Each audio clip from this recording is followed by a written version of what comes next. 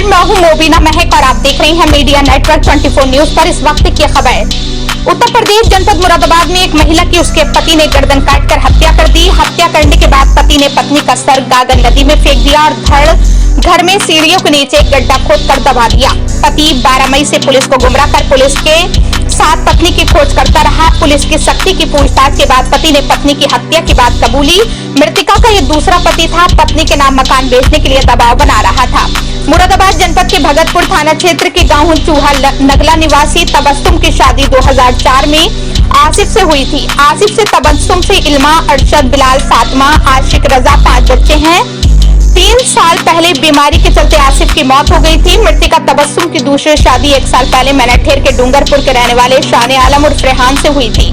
वो ट्रक चालक है और शराब पीने का आदी है। तबस्सुम के पहले पति आसिफ ने मंझोला थाना क्षेत्र के टीपी नगर चौकी स्थित जन्नत बाग में एक मकान लेकर दिया था। मृतका पहले पति की मौत के बाद से दूसरे पति और अपने 5 बच्चों के साथ इसी मकान में रहती थी। बीती ईद के बाद मृतका को शाने आलम उसके मायके से बुलाकर लेकर आया था। 12 अप्रैल से तबस्सुम के परिजनों को पता चला कि तबस्सुम घर से लापता है, जिसकी गुमशुदगी 18 अप्रैल को मंझोला थाने में दर्ज कराई गई, जिसके बाद से पुलिस लगातार मृतका की तलाश कर रही थी। शाने आलम भी पुलिस के साथ मिलकर तबस्सुम की तलाश कर रहा था। तबस्सुम के परिजनों ने बताया कि शाने आलम तबस्सुम को शराब पीकर मारता पीटता है और मकान बेचने का दबाव बना रहा था, जिसके बाद पुलिस ने शाने आलम से सख्ती से पूछताछ की तो पूछताछ में जो उसने खुलासा किया तो सबके पैरों तले जमीन निकल गई। शाने आलम ने बताया कि खुरपे ने पत्नी की गर्दन काटकर गागन नदी में फेंक दी है और शव घर के अंदर की सीढ़ियों के नीचे गड्ढा खोदकर दबा दिया है। पुलिस तुरंत शाने आलम को लेकर मकान पर पहुंची और उसकी निशानदेही पर गड्ढा खोदकर शव को बाहर निकाला। गागन नदी पर पहुंचकर फॉरेंसिक टीम ने मृतका का शव भी बरामद कर लिया है। पुलिस ने शव को कब्जे में लेकर पोस्टमार्टम के लिए भेज दिया। एसपी सिटी ने दी जानकारी। एसपी सिटी रणविजय सिंह ने बताया कि 18 अप्रैल को मृतका तबस्सुम की मां पूनम ने गुमशुदगी की तहरीर दी थी। उसके बाद से पुलिस लगातार तबस्सुम की तलाश कर रही थी। मृतका का पति शाने आलम लगातार मृतका की तलाश में मदद नहीं कर रहा था। मृतका के परिजनों ने भी कुछ जानकारी दी, जिसके बाद उससे सख्ती से पूछताछ की गई। उसने बताया कि तबस्सुम का सर काटकर उसकी हत्या कर दी है और उसका धड़ घर के अंदर सीढ़ियों के नीचे गड्ढा खोदकर दबा दिया है। मृतका का सर व धड़ पुलिस ने बरामद कर लिया है। मकान बेचने को लेकर इसने अपनी पत्नी की हत्या करी थी। मुरादाबाद से मोहम्मद समीर की रिपोर्ट। आरोपी पकड़ा मौजूदा थाना पुलिस ने हत्या का क्या पूरा मामला? देखिए, सीओ सिविल लाइंस और एसएचओ मझोला प्लस उनकी टीम ने एक बहुत ही सनसनीखेज मर्डर केस का खुलासा किया है। इसमें थाना मझोला पर 18 तारीख को 18/4/2025 को एक महिला के द्वारा अपनी बेटी की गुमशुदगी लिखाई गई थी। उनका ये कहना था कि उनकी बेटी 12 तारीख से जन्नत बाग जो थाना मझोला में स्थित है वहाँ से गायब हैं, नहीं मिल रही हैं और शादीशुदा हैं।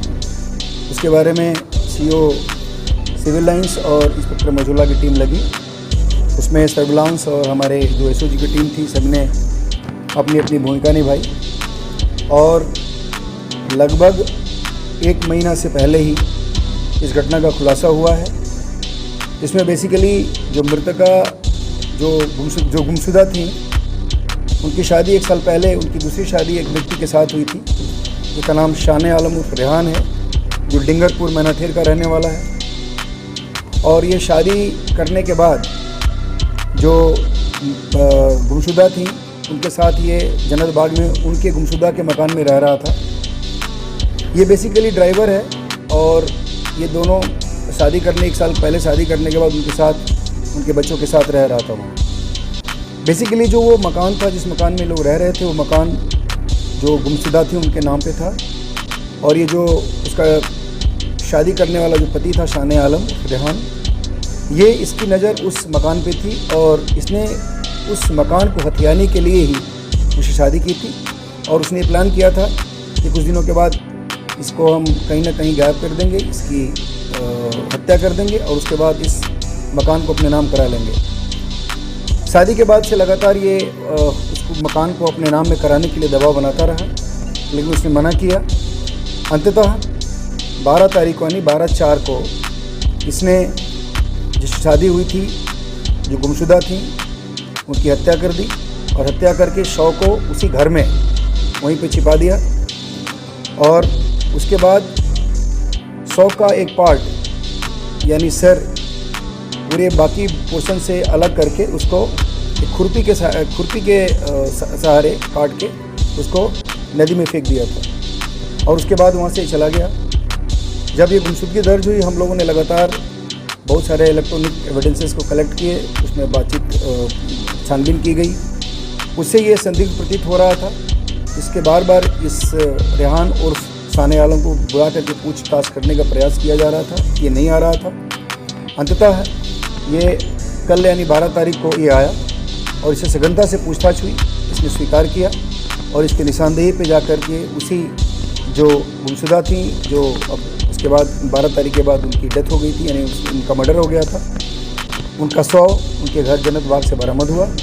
और उसके बाद वहाँ जो सर जो था, उस सर वहाँ बगल दागन नदी से हमारी फॉरेंसिक की टीम गई और उसने वहाँ बरामद किया। इस प्रकार ये डेड बॉडी बरामद हुई है, यानी जो गुमशुदा थी उनकी हत्या जो 1 साल पहले दूसरी शादी करने वाला रेहान था उसने कर दी थी। उसको हम लोगों ने गिरफ्तार किया है और उस जघन्य हत्या में जो खुरपी था वो बरामद हुआ है। बाकी मृतका के आधार कार्ड और मोबाइल फ़ोन बरामद हुए हैं और जो ये मर्डरर है इसका भी मोबाइल और बाकी डॉक्यूमेंट्स बरामद किए गए। इसमें इसको आज अरेस्ट करके जेल भेजा जा रहा है। बाकी हमारे पास सारे एविडेंस वहाँ से हम लोगों ने ले लिए हैं और इसमें अग्रिम इन्वेस्टिगेशन की कार्रवाई की जाए। देखिए, जो ये जो बातें बता रहा था, चूँकि हस्बैंड था तो इससे पूछना स्वाभाविक था हम लोगों का। हम लोग जब इससे बात कर रहे थे और इसको थाने पर लाकर पूछताछ करने का प्रयास कर रहे थे तो ये बहुत अवॉइड कर रहा था, इग्नोर कर रहा था और बाहर होने का बहाना कर रहा था। इसके जो इलेक्ट्रॉनिक रिकॉर्ड्स थे, इसकी बातें थी, उसमें कुछ विरोधाभास दिखा। उसके बाद हम लोगों ने सख्ती करके इसको कल बुलाया और उसके बाद जब इससे पूछताछ हुई तो सारी घटना का खुलासा हुआ। सर, ये किस तरह से कॉन्टेक्ट आया? देखिए, तो बेसिकली सेकंड मैरिज की बात थी।